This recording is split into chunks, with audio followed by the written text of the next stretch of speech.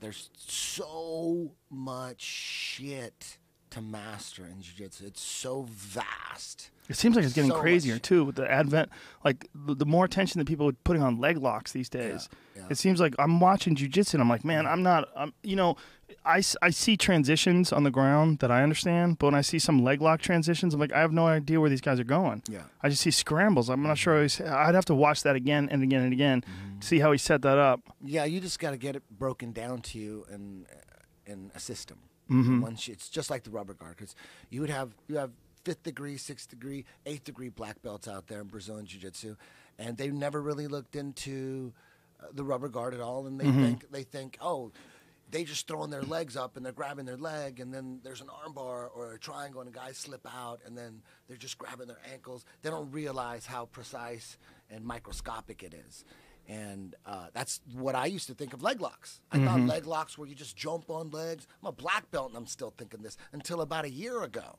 I thought dudes just jumping on, you get that outside one or you get that inside one. I was pretty good at a heel hook coming off being mounted, but I didn't spend a lot of time with heel hooks. It just seemed like, ooh, I don't want to get my MMA fighters. I want to set a good MMA example, because I'm not going to be the one going in the cage. So if I'm trying to teach them this shit, I better be doing this shit.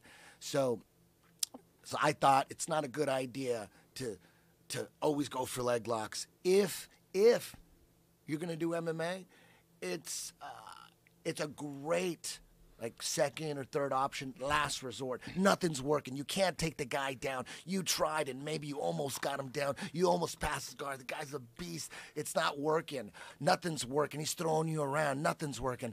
It's a third round. You might tell this guy, if this guy in the gym was really good at leg locks, this is where you tell him, let's fucking go after his legs, because the chokes aren't working. We're not getting anywhere near his neck. You got one more round. Thank God that you could actually pull this off, because you're really good at leg locks. That's what I. It was like a last-ditch effort. Yeah, last resort. If shit ain't work, because it's risky. They can work, but if they don't work, you're on the bottom. You're gonna get Alan Belchered. You know what I'm saying? And the best leg locker in the game right now is Eddie Cummings. He's an EBI 145 champion. He's incredible. He's incredible. He's like the Marcelo Garcia of leg locks. And when you say Alan Belcher, we should explain what you mean. Like when he fought Paul Harris is like the best leg locker in MMA. Alan Belcher thought long and hard about this and worked a lot on the strategy and did a lot of leg lock defense. He flew in, he trains in Tennessee, Alabama. Right? Or is it Alabama? Goddamn. Biloxi, Mississippi. All right, he's got his gym there. I forget. One of those places down there. Bridges to we. But he flew in Dean Lister for that fight, and Davi Ramos, who just won Abu Dhabi. That guy's an animal. I saw that flying armbar. Yeah, that guy's the new star in town. Yeah, is Davi Ramos. He's but badass. Alan Belcher 3 years ago or 2 years ago, whenever that fight was, it was probably at least 3 years ago when that happened. When his fight with Rousimar Palhares, he flew both of them in, and he was already known as a really good leg locker, and yoked and shit. He looks like a mini little Palhares, a little smaller. And Alan Belcher said Dean Lister and Davi Ramos just wrecked him with legs for a month straight. Just wrecked him. And he just forced him to learn little by little. You find your safe spots. You figure out where you're safe. And maybe you're not getting out or escaping, but let's figure out where we could stay safe. And then we'll think about the escape later, you know? Right. That's how it all starts. And then you get really good at staying at that safe, just going right through that safe zone and right to the escapes, because, you know, you've done it so much the slow way. And then it starts blending little by little, boom.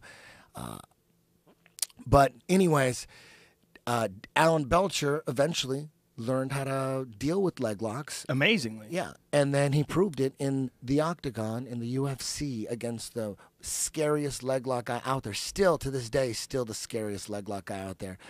And Palhares had many shots at Alan's leg. He would escape. And then Rousimar Palhares has this elaborate system. He knows exactly what he's doing. You have to spend a lot of time there and really analyze the possibilities and all the angles. When you're attacking legs, it really is an entirely different system. Just legs. Yeah. But we're also learning that it's not a be-all, end-all, especially in MMA. Paul Harris has been jacked a couple times, and even the best guy right now, Eddie Cummings, when he goes in and he competes, he's tapping everybody with heel hooks. But he needs 2 or 3 tries at those legs. Guy's going to defend the first time. It's always the same as matches. He'll get guys really quick, too. 30 seconds, 12 seconds, boom, he just jumps on legs, and he's like, dudes are like, oh, shit. You know, he has, but generally, against the top guy, the guy's going to pull out of his shit like 2 or 3 times. Eddie might just let him think that, oh, look, I can't control him, and then just setting him up, just playing with him, letting him go, and then coming back, just knowing that he's going to get those legs eventually. Just wearing you out even. Yes. And then, but in MMA, man, you got to go in there. It better work that first fucking time. Because if that guy finds a little safe zone, and he has a safe zone where he could punch you, it could be lights out. Yeah. Risky, very dangerous. So regardless of how sophisticated and awesome leg locks are overall right now in grappling, still in MMA, they're still dangerous. But it's a very important secret weapon when, you know, the safer stuff like, you know, taking him down and passing his guard and mounting him and getting his back and nice and safe. You're not going to reverse shit on me. You can't punch me. You can't punch me. I'm all over you. Boom, bam, bam, nice and safe and dominating. You know, it's always a better idea to try to do that first. If you can do that, why would you give him a chance at your face while you're going for leg locks? Right. You might get it, but you're giving him a shot. Man, all he's got to do is be a little bit good at defending, defend that shit. He's used to it. Bam, bam, done. Especially if you got a guy. You remember that Crow Cop Gonzaga fight, the last one, where Crow Cop was on top of Gonzaga and blasting him with elbows? And yes. You saw what happens when you get a scary, scary striker like Crow Cop on top of you and you're not controlling his posture. Yeah. Oh. Yeah. Yeah. Oh, you can't forget that kind of shit. Can't forget that, because Crow Cop might be the only guy we've seen do it like that, do it that quickly and devastatingly. But that means it's possible. Like, just because you're in someone's guard, that shit isn't safe.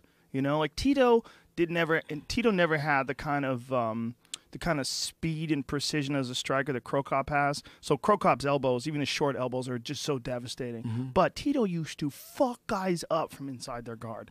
He never bothered passing people's guard. It's like, good luck holding on to me. Boom! And he would just jack guys from that position. And the best ever was Uriah Faber. Nobody threw elbows better than him because he was so small and his opponent was so small.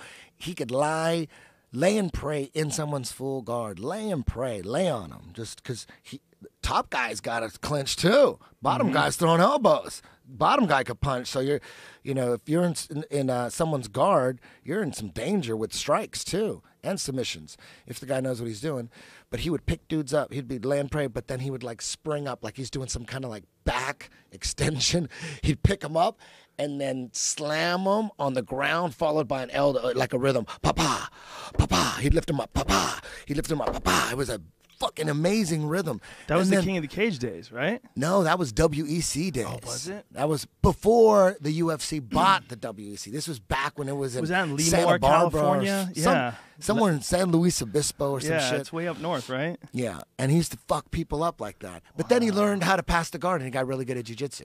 So instead of staying there, he thought, even this guy with the most devastating ground and pound, you don't see it anymore because he's going to try to pass the guard and mount you and take your back and choke you. He knows the way now. His guillotines, too.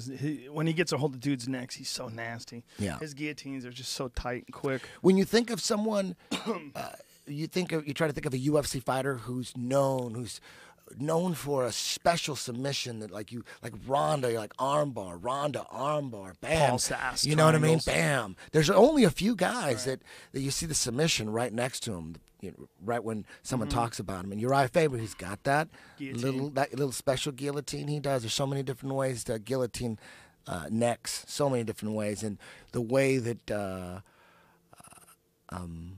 Uriah Faber does it. I'm not even good at that way. I never even get in that position. I never find myself in that one.